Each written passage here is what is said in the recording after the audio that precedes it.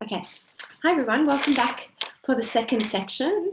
And I'm so glad to introduce Cheryl to you. I'm just going to share my screen and give you a little bit of an introduction. So we just had Amy.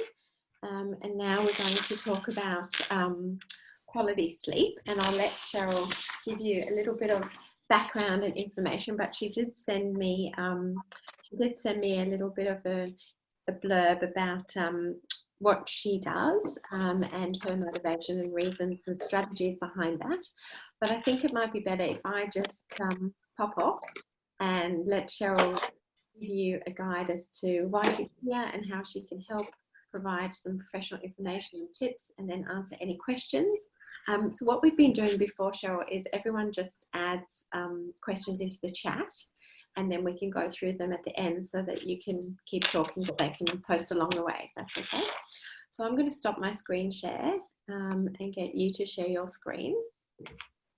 And then we'll just mute everyone and go from there. Oh, good, I think everyone is muted. Okay. Good. We can see you, yes. Okay, good to go. Thank you. Well, welcome everybody, and I feel absolutely privileged that Joe asked me to join you all.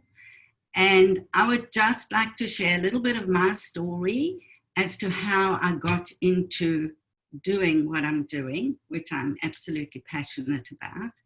So it's about 40 years ago, I was fortunate to have 4 lovely boys. My last 2 were twins. My one twin, unfortunately, had a heart defect and at 6.5 months passed away.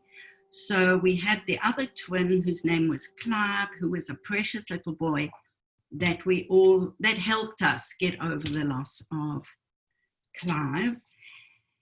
And through that time, we all sort of hung together and managed to get through. And then, unfortunately, when Clive was 2.5, he too passed away, very tragically. And we then were a shattered family that had to fight and keep together. But my important thing was that I was totally sleep deprived, because all I could think about were my 2 little boys and my husband. So I knew I had to fight to keep this family going, and wherever I could, protect my children from what I was able to protect them from that was in my control. And that was my total focus. So I didn't sleep. I used to get up at all hours of the night, and my therapy was baking. So I had this freezer that was popping open with biscuits and cakes and you name it, I had it in the freezer. So it was fine. That's what I did. And so we carried on. 33 years ago, we decided to immigrate to Australia, where, again, I had to focus on a desperately unhappy husband that only wanted on anything that would head back to South Africa, and 2 children that were really trying hard to be brave for us and settle in.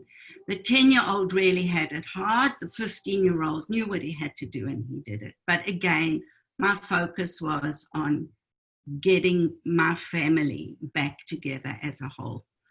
And through this all, as I went through different stages, what doctors do is hand out pills. Have a pill to sleep, have a pill, you go, you say, I can't sleep, they give you a pill. And that's when I started my journey of trying to find out what we can do to actually help sleep. Because without sleep, we cannot function, first of all, to the best of our ability, and second of all, to function at all. So I started a lot of research, and after spending time in the pediatric ward and ICU, I noticed that parents and everybody, lack of sleep made it so hard for them to work with any trauma. So I then decided that I would go back to study. And I went back to study through my research on sleep. So I studied via an online university in America. And it's amazing when you're loving something, how even getting up at 3 o'clock in the morning is a breeze. And then you have a 10-minute sleep and you go to work. But it was just fun. It was so interesting. I then continued studying in a university in Canada, and so my studies have carried on. So what I have found, I really want to share with you. And as I say, it's just so empowering to know that there is help out there and we can help ourselves. Now, Joe did mention that you did discuss the 4 pillars, which was socializing, exercising, education, education and diet. Yeah, education, diet, and then sleep. Correct. So I'm the 5th pillar that we're going to do. And every single one of those leads you into sleep as well. So that is so amazing that you've done that. So I now want to, under those pillars, give you 4 others that will branch off to help you. Now, the one is our sleep window. The other is drowsy but awake. The next one is routine. And finally is consistency. Now, our sleep... Can I interrupt you for a moment? So everyone, just enjoy, relax, and listen to the content. Cheryl has emailed me about 8 or 10 different Word documents, which notate everything that she's talking about. So you can actually just listen and you don't have to write down all the notes, and I'll share it after the presentation. And furthermore, to add to that, if there are notes that I haven't given you, my telephone number and email is there. Please feel free at any time to contact me, and I'm more than happy to go through anything with you. So those 4 pillars, the sleep window is from the time that we're tired to the time we're overtired. Now, I'm talking about at night now. I know a lot of you are really fatigued a lot during the day, but we want to watch our sleep window at night. So that sleep window, you know what happens? You sort of want to drop off. If we can go to sleep when we're tired and not fall asleep in front of the TV at bedtime, it will be so much easier for you to have a longer sleep. So what usually happens, we're so tired, we're watching TV, we fall asleep. And then we think, oh my gosh, it's 11 o'clock or 12 o'clock, let's go to bed. So before you go to bed, you go and brush your teeth or do whatever you've got to, put your PJs on, get into bed. By then you've got what we call a second wind. So that second wind is, I know I can see smiling faces. There's some people that relate to what I'm saying. So what happens with our second wind, there's a hormone called cortisol that's released. Now that hormone sort of sends a message to the brain to say, hey, let's not go to sleep, let's party a little longer. Then we have the problem of being able to relax and fall asleep. So if in fact we relax when we're feeling tired in bed, you will be able to drift off and go to sleep. Okay, so what we do is get overtired, and then it's really hard to relax and fall asleep. So rather work with your body, not against your body. Now, the biological clock for adults is round about 10:30. Going through chemo or having other medication alters all this. So I say to you, please listen to your body. If your body is showing you tired signs at 8 o'clock, go to sleep at 8 o'clock. We need 7 to 9 hours sleep a night. Okay, so that's basically for people that have little amounts of sleep all the way through. we want to make sure that we're getting at least our 9 hours in a 24-hour period. The reason we need that is because we need to go through different stages of sleep. So there's 4 stages of sleep we need to go through. Now, I have definitely sent a picture of this because I find it's so important. If you actually look at it, it's going to make sense. So we go through a sleep cycle every 90 minutes. Once we're asleep, every 90 minutes we go through a sleep cycle, but we don't necessarily know that we've woken up. So we go through the sleep cycle and go back in. Now we need to go through these 4 different stages of sleep cycle. So that's, I'm sure you've all heard non-REM and REM sleep. So the non-REM sleep, there's 3 stages of that. And then the 4th stage is our REM sleep. So the first stage is when we go into bed and we fall asleep, but we can hear things around us, but we don't really mind. We just stay relaxed and we sort of drift slowly into stage 2. In stage 2, our body temperature drops and we start to get ready to go. Our brain slows down, the brain waves, and our eye movement stops. So you can see everything sort of goes along. Our blood pressure drops at that stage, which is leading us into our muscles relaxing. That's the stage where sometimes you feel your foot or your arms start going and relaxing. It's at this stage when we're heading into stage 3 that our tissue growth starts, where our body starts to repair. And that is the stage that's most important, is our stage 3, which is now in a much deeper sleep. And that's where our energy is restored. That's why for people that are so tired and catnap all the time, they never ever fall into a deep sleep. So they're only in their light sleep. What's happening? So I thought I'd just share that diagram. Oh, thank you. Because thank it might you. just give a bit of a visual cue as to what you're Right. Okay. If you go up a little bit, we are in stage 3. I'll just remove that. Sorry. Shrink it down a little bit. There we go. Okay. So we're in stage 3. I don't think they can see the writing. I'll open it up a bit. Okay. Thank you. There you go. Perfect. Thank you. So as you can see in stage 2, we've got, that's perfect, just like that. Yeah, thanks. So in stage 2 is where a lot of the repair starts. And then we go into the deeper sleep of the energy where that's restored.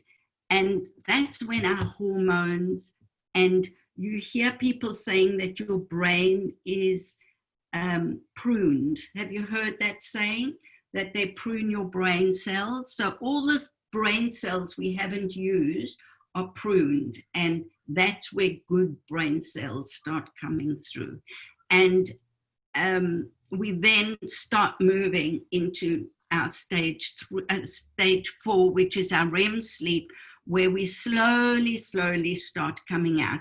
Now, when we're in our REM sleep, that's the time we dream. We don't dream in any other area of our sleep. It's the last amount of sleep where we start to dream.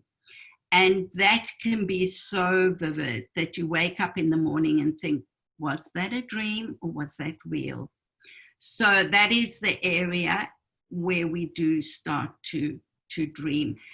And then what happens, we come out of our REM sleep and go back into our non-REM sleep. So it's something that happens automatically, but often you'll be in bed and you'll find, oh my gosh, I'm feeling cold, and you'll pull your blanket over you. It's at that stage, going from REM to non-REM, when you're going in and out, that you feel the change in your body temperature and want to pull the sheet or pick your pillow up if it's fallen, or kick your partner and say, please stop snoring. So those are the times that we actually hear those things, otherwise we don't. So that's very important that we understand, and then we understand why we need to have our sleep. So we now have our sleep window. We then have our drowsy but awake, which is what I explained. We want to go to bed when we're feeling drowsy. We don't want to go to bed when we've got to wake ourselves up, then do everything and go to bed. We then also need to, thank you, Joe, we need to have a routine. Now, routine is ultimately important because our body gets attuned to what we do. So if our routine is dinner at 7, we then relax by watching TV. We then go and have a bath or shower if you bath or shower at night. We then go and read a book or do whatever you do and then hop into bed at more or less the same time every night. Then what happens, our biological clock starts to work with your body again. So it's very important our circadian rhythm is intact with our body. So that's why it's good for us to get out during the day so that melatonin is released as we get ready for bed. So every one of those actions that we do is a trigger for melatonin to be released. Now, melatonin is our sleep hormone, and another word for it is the Dracula hormone because it only comes out at night. So we really want it. So our Dracula hormone's our friend because then we go to sleep. And during the day, what happens, sleep pressure puts us to sleep, not melatonin. So night and day sleeps are on different sides of the brain. So what happens in the day is we get fatigued and tired and then we nap. Now, generally, normal amount of sleep, as I said, is 7 to 9 hours. But if a person is under tremendous stress and pressure and need a nap, by 4 o'clock in the afternoon, I recommend is the last time that you would nap so that you have sufficient time before bedtime to get ready and be tired again. Now, I advise that nap to be a cat nap. Now, a cat nap is no longer than 45 minutes. If you have a rest for 20 minutes, you will be surprised how that can revitalize you and give you that little, edge to go. Another thing I didn't mention, from all the sleep deprivation that I had, and obviously the stress of the babies and then immigrating and everything, my immune system went.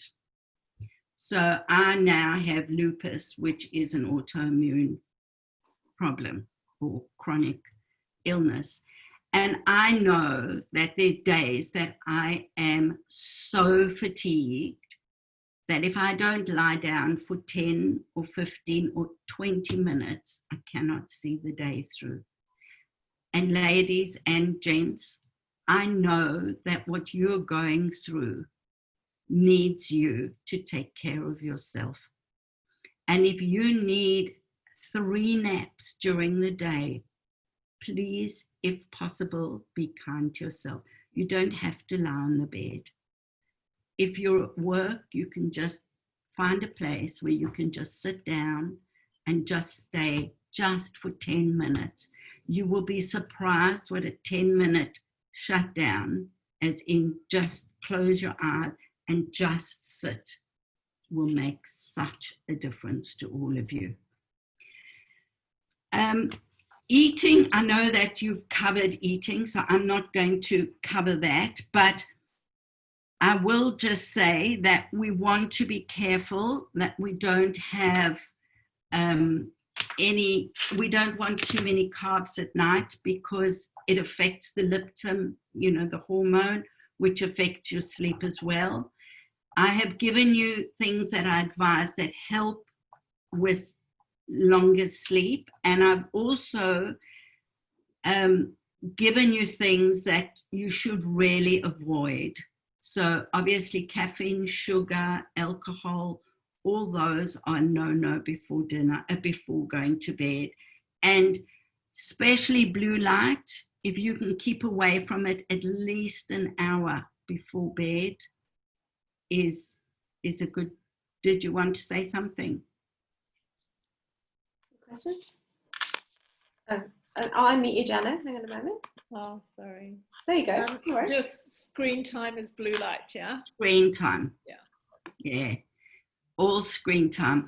And my big no-no is the mobile next to your bed.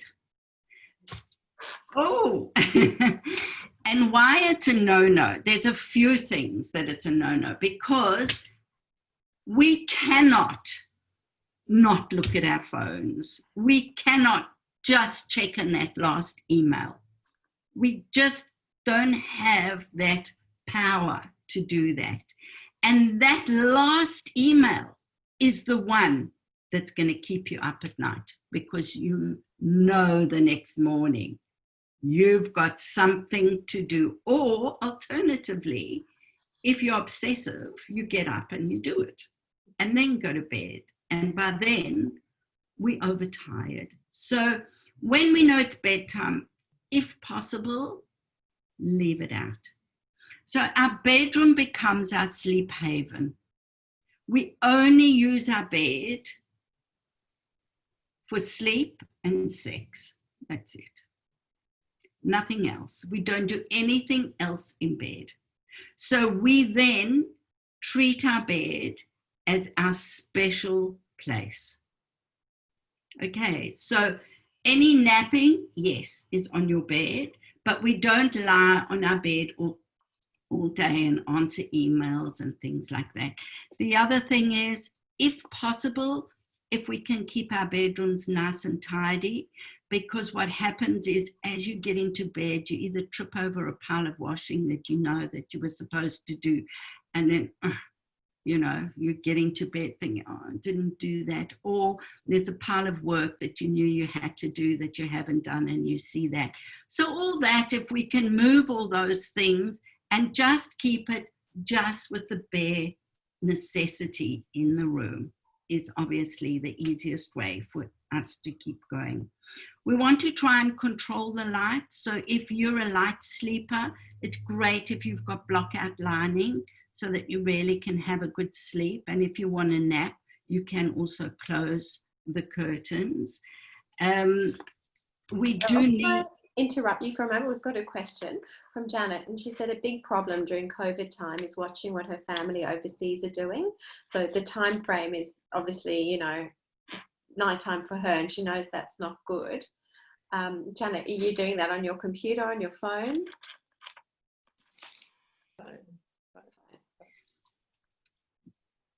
Are you unmuted? Yes, she is. Okay. Oh, sorry. Yeah. On the phone. So the phone is sleeping on the pillow next to me. And then I go, oh, what's happening? Janet, give yourself a timeline. I know it's hard, but just imagine how exciting it will be in the morning when you get to read all these SMSs. I mean, how awesome would that be? And then they would be able to read all your SMSs. Yeah, try be kind to yourself, because you really, really need the sleep. You do. And you know what? Your family and everybody there would be so much happier knowing that you are getting the sleep and retaining your strengths so that you are able to tackle whatever's being dealt to you. So I'm sure you're helping them as well if you do that. We have another question. Think of me every time you look at your phone at night. We have another question from Suzanne. Says, what happens if you do lots of shift work and then you have early starts and late nights? Okay, so that's a very good question, Suzanne, because our body clock is a little bit out. But bearing in mind that you need to count back. So just, are you unmuted? Yeah. Yeah. Okay, so what time do you start in the morning or whenever? It can be any time. So like in a week, I could do 7:30, like have to be at work at 7:30. So that's up at 5:30. And I finish work at 5, so home by 6:30. And I'll do that for 2 days. And then the next day I'll do a 7:30 in the morning till 11 o'clock at night shift. And then maybe have the next day off. And then the next day I do 5 o'clock at night to 11 o'clock at night, knowing that like the 11 o'clock at night finishes getting me home at 12:30. So it's kind of like, it's not like normal nursing shift work where you kind of do 3 days of one and 3 days of the next. It can just be spread around. So there's no... Really kind of them. Very kind of them. Oh, it's horrible. It's why I need to change careers. So what I'd like you to try and do is when you start at 7:30 and you're getting up at 5, I'd like you to count backwards at least 7 hours. Mm-hmm. And that's the time I would like you to go to bed. Yeah, which I try to do. It's just... I don't know, do you function based on 7 or 9 hours? Oh, more sleep at the moment is better. Yes, but you probably need naps in between as well. So if you can, work back 9 hours from when you've got to start, that would ideally be right. And if you're getting home, say at 12, you're not going to be able to get to sleep straight away. Yeah. You have to wind down. Yeah. Okay, because you can't come from there, shower and get into bed. Your body has got to. So if you can read or do something first, listen to a bit of music, and then try for your 9 hours that way. Okay, but the only way you're going to be able to do that is if your room is nice and dark. Yeah. Otherwise, as the light comes up, you're going to wake up. So block outlining is great, and you don't need to spend a lot on it. You can get from Spotlight, have got cheap, curtains that you can use. So there is a way that you can do it. So we really need to control the light. And on your days that you're up during the day, please get out. Yeah, that's not really possible. I generally go to work in the dark. I work in the dark, and then but what your day off? Your day off? Oh, days off. Yes. Yeah, I try to make up. Yeah. Oh, yeah, that's what I mean. On your day off. The week. Yeah. So, and in your work, is there any time you can like grab a 10-minute or any time? No. I'm stuck inside most of the time. So. Okay. All right. Melatonin is obviously something that you buy. Yeah. I don't advise you take melatonin unless you've spoken to your oncologist or doctor. Okay. Because no, that's good. Melatonin is also a hormone. Even if it is the natural, it still is a hormone. So never take anything without okaying it with your oncologist or your physician or your GP. So it's too easy to buy over the counter, and you don't know what side effects it's going to have together with your other medication. So don't do anything without checking. Some of these herbal things, everybody said, take this, take that. No, you take, because they tell you what St. John's wort, they said, take that, it's excellent. Well, all it did was counteract all my other medication, which I didn't realize. So nothing should be taken without having it checked. Okay.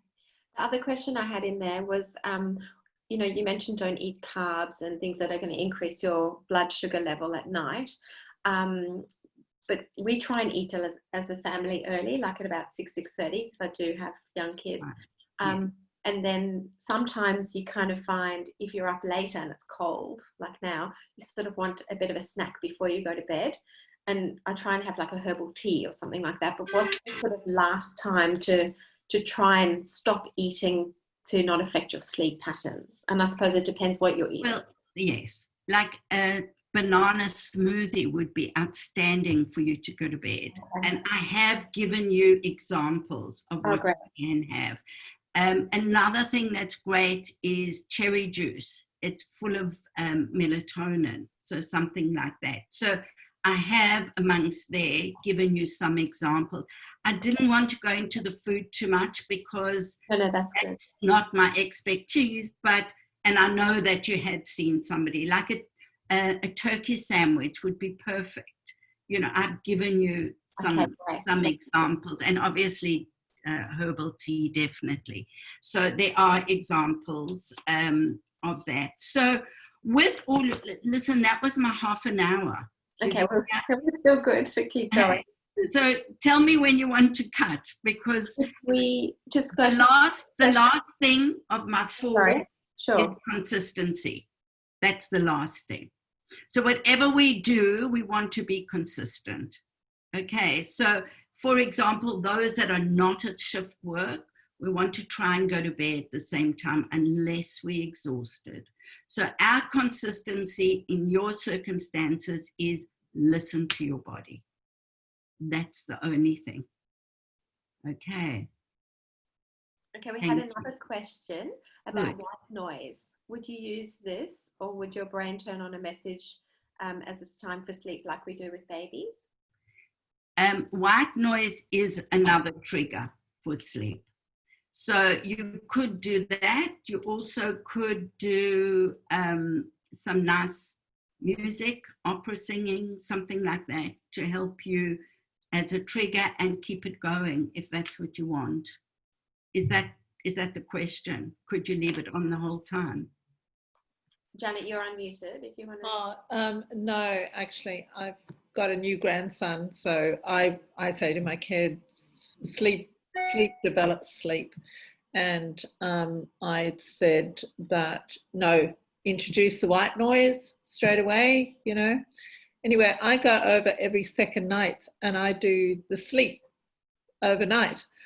And I find that because the white noise is on all the time, as soon as I get up, I'll feed him and then I listen to the noise and bang, off I go, back to sleep, just like a baby. It's a trigger. Yeah. I do recommend to my babies, to the parents with their babies, that they use white noise. And another reason I like the white noise is you don't hear interference. So especially if you're a light sleeper, it's great. But there's some parents where the baby sleeps in the room with them and they say, sorry, I cannot stand the noise. So, you go with what's right for you. I just had a question about, you said like keep your bed sacrosanct, but if you watch TV in bed, so you're ready for bed, but not quite bedtime, and you just want to watch the news, and then you purposely turn it off and then go to sleep, like you're not falling asleep watching the TV, is that okay? It's part of your routine. Mm-hmm. So yes. Okay. Yes. So usually we want to switch it off by, stop watching at least an hour before. But if that becomes part of your routine and you can be strong enough to know that that's it, we're watching the news and that's it, that becomes part of your routine. Start feeling tired and then you just turn it off and you have that chill out time and go to sleep. Yeah. Okay. Does anyone have any other questions? So I'll just add why we don't have alcohol and caffeine or alcohol and sweets, because what happens with alcohol, wine, whiskey, any of those things, they're full of sugar. So what they do is they relax us. So we think, cool, we relaxed, we're going to go to sleep now. So we go to sleep, and once the sugar wears off, we wake up. And then you murder whoever's next to you. Okay, so that's our reason. So try, be a little gentle on it. Yes, Linda. My husband likes to have wine, every second night. When is the latest time he can have it? We do eat early and he tries to drink with it, but sometimes... That's the best. If he's having one glass and he's having it with his food, and you're not going to bed straight away, it's fine because it's being absorbed. it's more a case of drinking afterwards that it's going to make, and 1 glass is fine.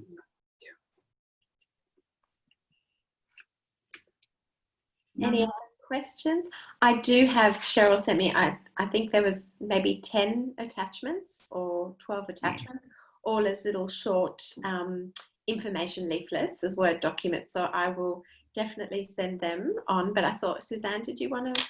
Yeah, you spoke about the watching TV in bed being part of the routine, if it's part of your routine. I got into a really bad habit going through chemo of falling asleep watching Scrubs, the TV show, on my iPad. And this is what I'm struggling with now is I wake up in the middle of the night, my mind is racing and I'll be up for like, just can't sleep. The minute I put Scrubs on, even though I've seen the episodes like 1,000 times, it's like my trigger to fall asleep. Exactly. So I want to wean off of that now. So how do you go about that whole, like if watching TV is part of your routine to go to sleep, and I'm bad that I put it on 5 minutes into the episode, I'm passed out, but then obviously I wake up in the middle of the night and I want to watch it, like I watch it again. How can I wean myself off of that? Okay, can I stop you there? Because what's happened, you used the exact word, excuse me, you said you pass out. Yeah, like, well, not pass out. Are you but like so tired, fall asleep. you haven't self-settled. You've just fallen asleep and then you come out and then you're awake. Yeah, so like, you actually, you're not relaxed and self-settling. You're just falling asleep. right. So I need you to relax and fall asleep. So you're not going into your 4 cycles. How do you do that? I have sent some breathing exercises. Right. And I have another one that I sometimes do with the person on their phone so they can listen to it. And maybe what I can do is tape it, and Joe can help me with it, and I can send it to you all. And then you just have it on. You go through it with me as I'm talking, and you just fall asleep. Like a meditation. You need the breathing to be able to unwind and relax yourself. Okay. So when you fall asleep, you're not relaxed. You're just so exhausted. You're fatigued. You're everything. And that's not what we want. That's why I want you drowsy but awake and you asleep. Yeah. Okay. That's another question, Cheryl. What do you suggest when you wake in the middle of the night and you can't get back to sleep? I think you sent that info as well, didn't you? I did. You want to talk through a few things? Yes. So what you can do if you really are tossing and turning, I'd rather you get up, make yourself a cup of tea or whatever, or sit and read a boring book, not something exciting. Get one of these horrible magazines where you see this one's with that one and that one's busy with that one and they've left this, and something that you think, oh my God, how do these people live? And then you think, get me away, and you go back and do your breathing exercises. So I've definitely given you some breathing exercise. Our big tip is to breathe from the tummy, not from the chest. Okay. Yeah, we did that with the psychologist, the belly. Oh, great. Filling the Great. belly. Yeah, she showed us. It's And good that with all crossing over. Does a hot bath or a hot shower help relax to get you ready for that? It does. So that's what I say. It just depends on your routine. Some people don't like to bath at night. They prefer to bath in the morning. I know my routine is dinner, maybe watch a bit of TV, shower, take my pills, brush my teeth, get into bed. And if anybody calls me between any of those, oh my gosh, I don't know where I'm up to. So if my husband calls me to do something, then I've got to stand and think, did I take my pills or didn't I? You know, like the routine is so routine that if you interrupt me, I lose it. But that's me. My body is used to the routine. I'm a routine type of person. So That's my routine, and every night that helps me to relax and go to sleep. So you've got to find what you're comfortable with and what's your routine. Okay, great. We've got another one. The Calm app my children gave me has been great. There's a meditation or a sleep story each night. That's from Kate. Kate, that's awesome. I'll unmute you, Kate. Yeah, that's awesome. Beautiful. So do you listen to it and just fall asleep and it switches off? Great. Yes. Great. It only goes for about 5 minutes. And Are there like the lady, breathing exercises or anything? yes. She tells you to get in a nice position, sitting up, but I'm usually lying down. And I just relax and listen to her voice. It's really methodic, and and then she stops talking, and then there's just a big gap, and then she'll come back again, but slowly, and then say it's finished. And if you're still awake, you can listen to the story. And I never hear the end of the story. No, that's what you want. Last night it was about Ireland or something. An Irishman was talking about Ireland, and I didn't hear the end of the story. So you want to wake up in the morning and listen, and then you fall asleep again. And listen to it. Yeah. Well, that would be a good thing to share with everybody if they wanted to try that. But I'm also see how you my go. children did it. Yeah, if you need me to tape that other breathing exercise, what we actually do is start at the top and slowly I work down to check that there's no tension and things like that. So it's up to you. If you'd like me to do it, it would be my pleasure. Cheryl, that'd be great. I'll work with you offline, and maybe we'll do a recording and we'll share it with the group. We can share it. Really That would be great. Thank you. Really good. Because if I do it offline, I can go long. When I do it with you, because I sometimes do it with, a group, but I've always got to be quick because, first of all, I don't want people falling asleep. And second of all, I'm always aware of time. So, yeah.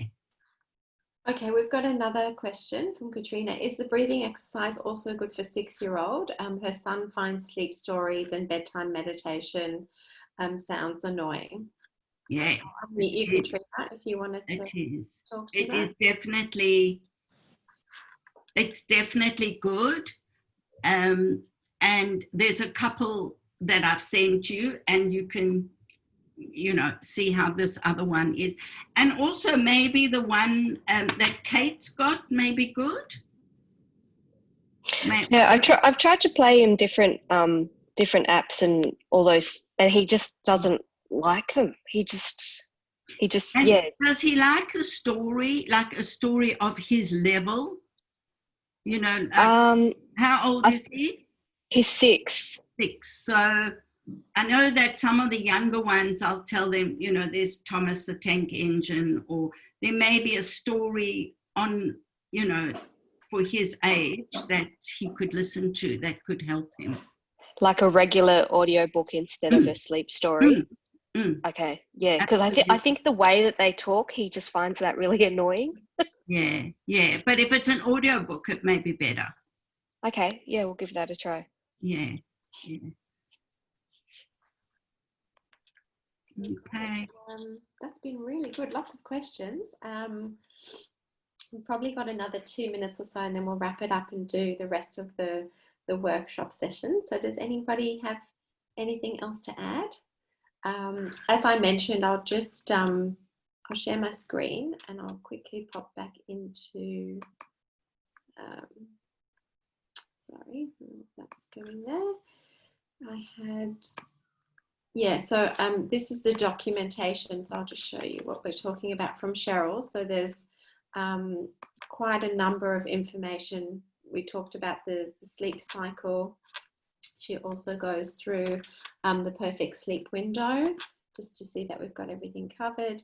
Consistency and routine.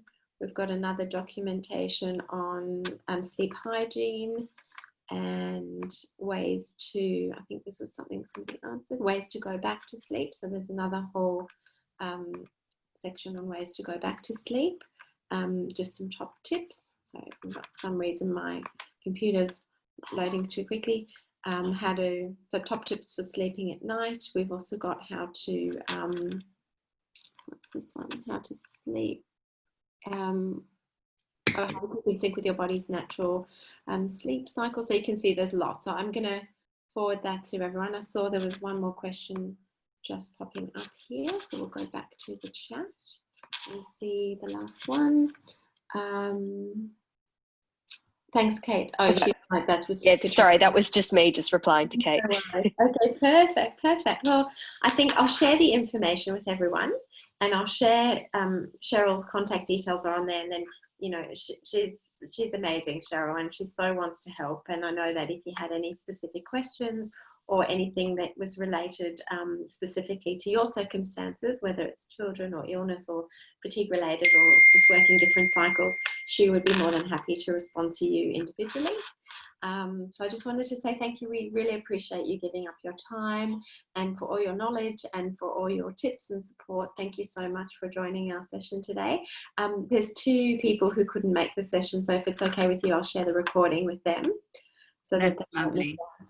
Oh, that's wonderful. So thank you, Cheryl. Okay, thank you all so much for inviting me. Thank you, Joe, and I hope that you go away with some useful information. Janet, wait for the morning. Thank you so much. Thank you. Okay, everybody. All Keep right. well. Bye. Thank you so much. I'm going to just quickly, sorry, I'll just get rid of this. I've got 2 polls. I want you to mute me. Oh, I can leave. Oh no, you can. Okay, whatever you like. You're welcome to hear the rest. We're just going to do, or you can leave if you want. Whatever you like. We've got. Yeah, maybe I will, because then they'll. We'll say goodbye. So if you leave, okay. Thanks, everybody. Bye. All right. I will go to my polling. All right, so I've got 2 polls. This is the first one, which I'll launch. I thought maybe you wouldn't be honest if Cheryl was there. So again, we only learn. Cheryl's a new inclusion. I've known Cheryl for, honestly, I think about 30 years. She's been a close family friend. And I just kind of got a bit of a moment when we were talking to Kerry, and she said there were those pillars, and I thought, ironically, not purposefully, the experts that I've got talking to you had covered everything except sleep. And I said, oh, who could I do to sleep? And I was, of course, I'm going to ring Cheryl. So hopefully that's the first time she's kind of been involved in our workshops, and I know it is a lot to take in, but I think it will be very useful. So we'll launch the poll. This is for speaker 1.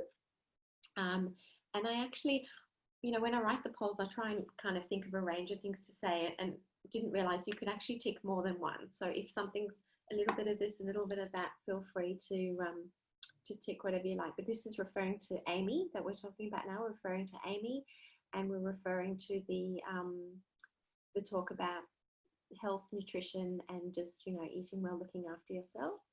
So we're almost there. We've just got one more person to vote, I think.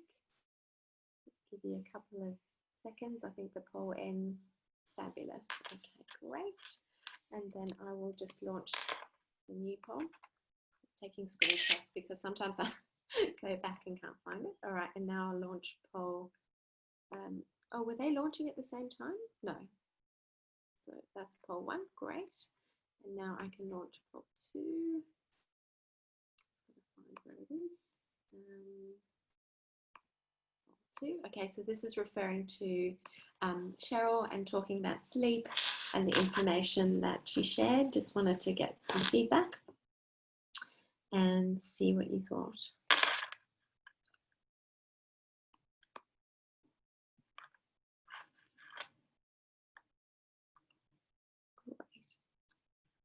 Brilliant. Okay, so it looks generally really, really positive, which is fantastic. Okay, thank you guys. Thank you very much. I'll just take a little screenshot so I can pass feedback onto them, and we can review our plans for the next online tutorial. And then I've just got a message here from Katrina. Oh, great. Excellent. And she does specialize a lot with newborns and getting them into routines and children as well. So she has like a myriad of knowledge. But I think because she has a chronic illness and her personal circumstances, she really does understand, you know, sleep deprivation is a form of torture that they use. You know, when you're just so tired and you start getting into bad habits and it's almost cyclical. Like it just, you know, is overwhelming and makes you feel really irritable and really upset and plays havoc with your emotions. So I'm glad that was good. That worked out brilliantly. Okay, so we are running close to time. So I just thought we could do two things. It's been a lot to take in. So if you'd rather end the session today, I'm happy for you to say so. And then maybe we could just do an hour catch up next week and I'll go over the planning and the process and more about the intricacies of the technology and things like that. Because I had two speakers, I sort of squashed it into a session and it's taken up a lot of time. Or we could go for another half an hour, but I don't know if you just kind of had enough listening and looking at a screen. So maybe just pop in the chat privately or to everyone. So Janet's computer's about to die. Is everyone happy to do an hour next Tuesday, or it's really up to you? So let's see. Okay, great. Suzanne, Janet, next week. Awesome. That sounds good. Next week, yeah. I think we've had a lot. So if you don't mind if we just extend the workshop for another week, and I'm not ready to say goodbye to everyone. So we can keep going.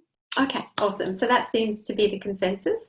So what we'll do next week is we'll go over the time planning and moving forward on your book and just little technical glitches and feedback and input and going through some of the advanced things that you can do. And hopefully everyone's spending a little bit of time and their books are ticking along. And I can't wait to see you all next week. Will we start at 10? Let's do 10. 10's good. So what I'll do is I'll send you the link and I'll do that now and I'll forward all the information from Cheryl as well. So you've got that while it's fresh in your mind. And hopefully everyone just give me a thumbs up. Did you get the information from Kerry that I sent through last week? Okay, awesome. Okay, guys, I hope you have a great week and see you soon. Thank you so much. All right. Bye.